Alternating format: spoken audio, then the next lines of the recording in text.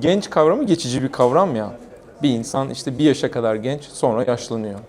Herhalde Cumhuriyet'in o geride kalan yüzyılı gençlere o kadar az alan açmış ki herkes bir konuma, bir mevkiye gelmek için epey yaşlanması gerekiyor. Yaşlanınca da o koltuklar, o alanlar, o mevkiler, mevziler bırakılmıyor.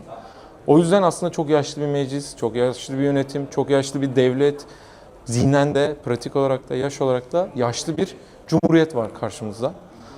Bütün ideolojik yapısından bağımsız olarak da problemli bir şey bu zaten. Eğer demokratik bir cumhuriyet kurulacaksa, demokratikleşme yolunda adımlar atılacaksa, bu aynı zamanda cumhuriyetin bu genç ve yaşlı arasındaki hiyerarşik yapısının da kırılmasını içeriyor.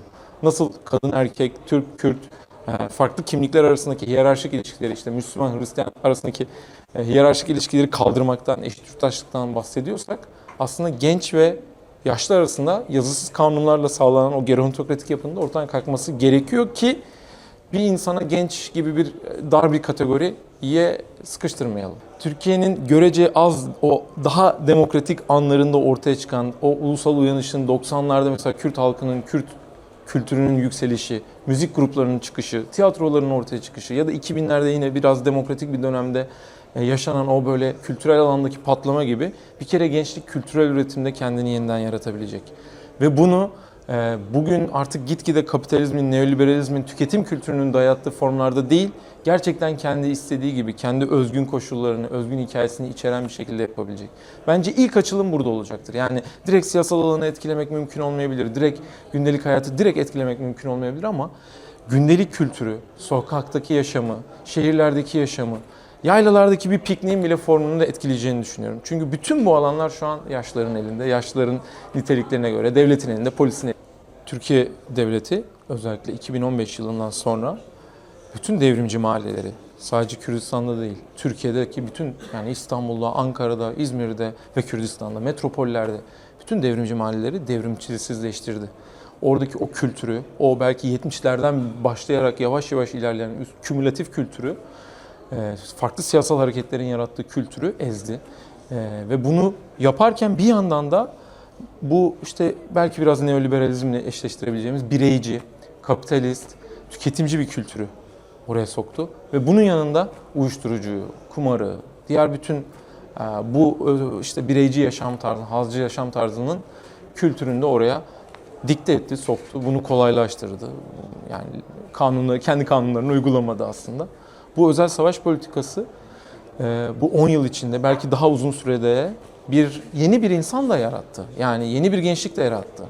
Belki bütün gençler uyuşturucu kullanmıyor ama gençlerin büyük bir kısmı uyuşturucuyu belki de normal görüyor. Çünkü kültür böyle bir şeydir yani sadece o kriminal pozisyonu değil. Yani siz mesela bir ülkede milyonlarca devrimciye gerek yoktur. Yani orada 10 bin devrimci zaten bütün kültürü devrimcileştirir. Aynı tersine de 10 bin tane uyuşturucu bağımlısı, 10 bin tane çeteci falan o mahallelerin ruhunu işte gericileştirir, sağcılaştırır, mizojin bir hale getirir. Biz bunu yaşıyoruz şu anda. O yüzden gençliğin başındaki büyük bela budur. Bu böyle bir günde aşılacak bir şey değil. Çünkü bu bir kültür de üretiyor, müzik üretiyor, yaşam tarzı üretiyor. Instagram kullanımından işte sosyal medya paylaşımlarına bir yaşam tarzı üretiyor. Bunun topyekün değişmesi diğer kültürün, bir arada yaşam kültürünün, sosyalist kültürün ve bunun değerlerinin yeniden yaygınlaşmasıyla mümkün olacak. Bunun için önce baskının kalkması lazım. Yani devletin baskısının, polis şiddetinin, özel savaş politikalarının topyekün kalkması lazım. Sonrasında yavaş yavaş yeniden ben bu kültürün yeşereceğini düşünüyorum. Çünkü Türkiye'de çok güçlü bir sosyalist gelenek var, Türkiye'de ve Kürdistan'da. Bu kültürün yeniden hızla yeşereceğini görüyorum ki bu heyecanı da görüyorum. Yani Nevrozlar'da yıllar sonra işte Komahmed'i dinleyen insanların, Agrejyan'ı dinleyen insanların gösterdiği heves, heyecan, gençlikte gördüğüm heyecan, bu kültürün yeniden yeşerebileceğini bana hissettirdi. İnanın o kadar büyük gündelik problemler var ki, işsizlik meselesi, bir gelecek tahayyülümüz, mesela Türkiye'de gençlerin neredeyse yarısı yurt dışında yaşamak istiyor artık. Daha lise yaşında, ortaokul yaşında insanların gelecekte hangi ülkede yaşayacağının planlarını yapıyor aileler.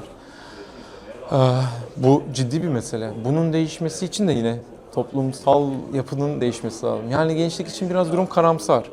Gençliğin tahayyülleri, en politik gencin tahayyülünde bile endişeler, geleceksizlik, ekonomik kriz, o çoklu krizler döneminin yarattığı yaşam endişesi baskın durumda. Bundan çıkılır, yeniden hayal de kurulur. İçten içe hayal de kuruyoruz zaten. Ama biraz yaşamın normalleşmesi lazım. Bazı yasaların yapılması lazım. Yani yasalar direkt hayatı etkilemez ama hayatı etkileyecek adımların bazılarının atılabilmesi için o yasalara da ihtiyaç var.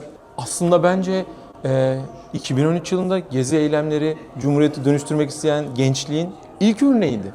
Yani Türkiye'nin dört bir yanında Kürdistan'da, meydanlarda, sokaklarda direnen ve bir arada direnen, çok farklı ideolojik tabanlardan gelen, çok farklı ailelerden gelen insanların ilk kez birbirlerini tanıyıp beraber bir şeyleri değiştirmek istediğinin örneğiydi. Kötü şeyleri de içeren bir yanı var tabii ki.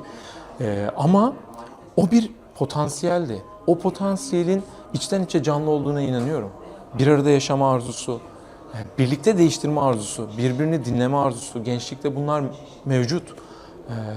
Türkiye toplumsallığı onu baskılamayı tercih etti bu 10 yıl boyunca, 15 yıl boyunca. Devlet de bir fiil bunu yaptı zaten. Ben inanıyorum ki o kuşaktan kalan miras, o kuşağın yaşayan üyeleri, devam eden üyeleri, ben de onlardan biriyim.